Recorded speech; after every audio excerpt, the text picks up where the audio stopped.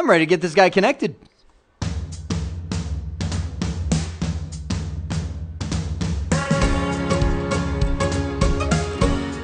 Because by the time we're done here, we will walk through the Cisco wireless LAN controller out-of-box experience. First off, the flyby plan. It is not uncommon, actually it's very common in Cisco enterprise environments to have your wireless LAN controller connected right here up at your distribution layer. In our 3-tier hierarchy, this is our access, distribution, and if you're large enough, you'll end up having the core. But in this case, we have a collapsed core design where the distribution layer is also accessing as the core layer, and we're going to plug our wireless LAN controller in right here because you'll have all the wireless access points feeding back to this central location. Now, I'm going to choose Fast Ethernet 2/0/10. So let's zoom into this a little bit more. First off, on the back of this guy, you'll notice that we have our typical ports, and I'm going to just use port 1 over here to connect to the switch. But you'll also see that we have our console port, standard console connection. We're going to need to use that to get this guy configured for that out-of-box experience. So let's jump on over to our switches here. I'm going to take this guy, plug him from port 1, click, into port 10. That would be right about there on the switch. I'm waiting for a light. And we need to connect him to the power. One thing, that this wireless LAN controller makes a great lab controller, but know that it uses a very special power brick and a very special connector that you'll often, if it doesn't come with it, you'll often end up spending more for this little power brick than you will for the device itself, just because everybody on the used market knows it's a hot commodity. So there we go. I see the link powering on. This thing's powering on. Let's get our console cable connected here. There we go. I can see it going through the boot process right now. Let's watch it as it loads. Oh, there we go. I'm going to actually click in here and hit escape. The reason I'm doing that is because I want to use this option. By the way, if you grab these things off of eBay, which again, I encourage you to set up a physical lab environment. There's so much while you're getting started in the Cisco world you can learn by physically having equipment. I'll grab my ASA firewall. By physically having equipment, plugging it all together and making real stuff really work, right? So I'm going to choose, this is how you clear the config. If it has a password that you don't know, just reboot it, and then during the boot process, I'm going to hit 5 to clear the configuration out, wipe it out. That way, it'll walk us through the setup process when we first get started. You can see it cleared the configuration. It's restarting, going back through that boot process. This time, I'm going to let it do its thing. There we go. The first prompt that we come to is, would we like to terminate auto install? And the answer to that is yes, we would. Auto install is a process where the controller can find its configuration from a server. And this is if you have a bunch of controllers, you're kind of configuring them dynamically. So we'll hit yes, we want to terminate. And now it's going to walk us through its little startup wizard. This is that out-of-box experience. It's saying, what would you like the name of this to be? And by default, it's Cisco underscore and the last 6 of the MAC address of it. I'll just call it, let's call it Jeremy WLC. When you get your own wireless LAN controller, you can do that. Administrative username, we'll make it admin. Password, we'll make it Cisco.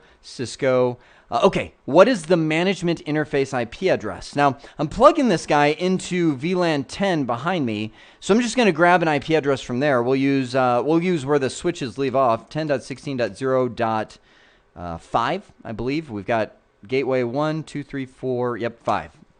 Mask, there we go, class C. Default gateway 10.16.0.1. VLAN identifier, okay. If you are running a wireless LAN controller, 98.921% of the time, you're going to have a tagged interface. That is, you're going to link it up to a trunk because all the WAPs are coming in with CapWAP, right? That tunnel interface where they're sending all the data from the wireless access point to the controller, and the controller is feeding that into the LAN on a variety of VLANs, because most of the time you'll map your SSIDs, your wireless network names, to VLAN. So the public would be VLAN 50, the clients would be VLAN 30, and all that kind of stuff. So that's where the trunk interface comes in handy. Just for the ease of configuration of this, I'm just going to leave the management interface untagged because I'm making this guy a member of VLAN 10 as an access port. So it's saying which port number on there from 1 to 8 is the management interface. So hang on, just so you can see. This is the back of the controller right there. That's the 8 individual ports that I have. I have it connected to port 1 right now, so I'm going to say, yes, I will use port 1 as my management interface. Now it's saying the management interface DHCP server IP address. It's asking for the IP address of the DHCP server so that it can use it for DHCP relay. It can relay those DHCP messages from the clients to a DHCP server. So we'll give it the router.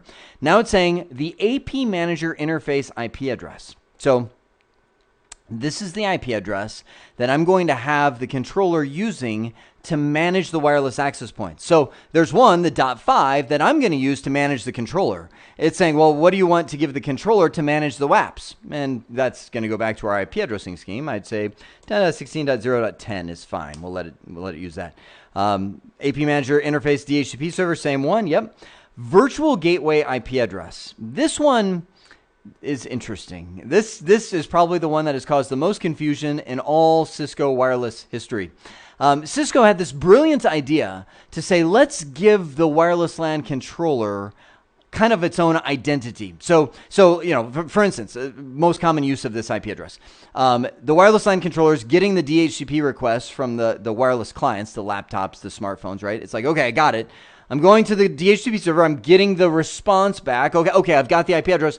I'm going to now send that to the individual devices. Who am I going to pretend to be? That's where it's the virtual IP address. It's like, because it could be on a variety of different VLANs. You might have, you know, many different wireless networks. So this IP address, most of the time, the original Cisco documentation said, just make this 1.1.1.1. It's actually one of the most common things. Until they actually published an article, they're like, oops, that's a real IP address. So use, their recommendation now is to use 192.0.2.1 or something that you'll never use and that would never be in use on the internet. This is not a private address, right? Because you don't want to overlap a private range you might use. This is actually one of the there's another RFC, the number escapes me, that has, you know, these are ranges designated for labs. That's one of them, right? Now it's coming up and saying, okay, you've got the mobility/RF group name. It's starting to get into the setup of some of the more advanced features already, even while you're initially configuring the controller. Mobility is the ability to move from wireless access point to wireless access point uninterrupted, and you need to create a group to do that. So we'll just call this, you know, in order to get through the wizard, we'll just call this, CBT group, right? It says, okay, what's your first wireless network that you want to create? And I'll just call this the network, right? Sounds good. Now it's starting to go through, okay, do you want to have DHCP bridging mode? This means instead of the controller relaying the DHCP request to the DHCP server, do you just want it to be invisible and allow those to pass through? I'm actually going to say, because of this really basic setup that I'm doing, that's not normal, by the way. Normally you would say, no, let it relay, because you got VLANs and all that kind of stuff. In this case, I'm just like, I'm just showing you the basics of how to get this set up. So yeah, we'll just let it, be invisible. Let it go on through. It says, warning, this isn't we will have no internal DHCP. There's no relay that's going to happen. Do you want to allow static IP addresses? Meaning your wireless clients can actually have static addresses. We'll say sure. And now, we're getting into we're getting into the grid. Let's just say no. What's your country code? Because there's different frequencies that are allowed in different countries. I'm in the United States. Yes, yes, yes. Now keep in mind, I almost said I'm old. I'm not old, but that guy is. So there's a lot of wireless standards that have come out since these guys, A, B, and G. This is, again, an old controller, old software edition, but that still looks and feels the same today. Do you want auto radio frequency, where it adjusts the frequencies automatically? Sure. NTP server, sure. Pool.ntp.org. We'll type that. 4.1.2.3. How about that? Pull it once every 3,600 seconds. And yes, that configuration is correct. Type that in, hit enter. The controller will now reboot, and now we can access it from the GUI, the graphic interface, and that's where most people begin with it. Now, the reason I showed that to you is I know a lot of you are grabbing equipment that you can use in your own lab so you can get some hands-on experience with this. That's one of the puzzle pieces you have to do before you can get this guy configured to the GUI. A lot of the documentation you show will just show you, hey, you're in the GUI.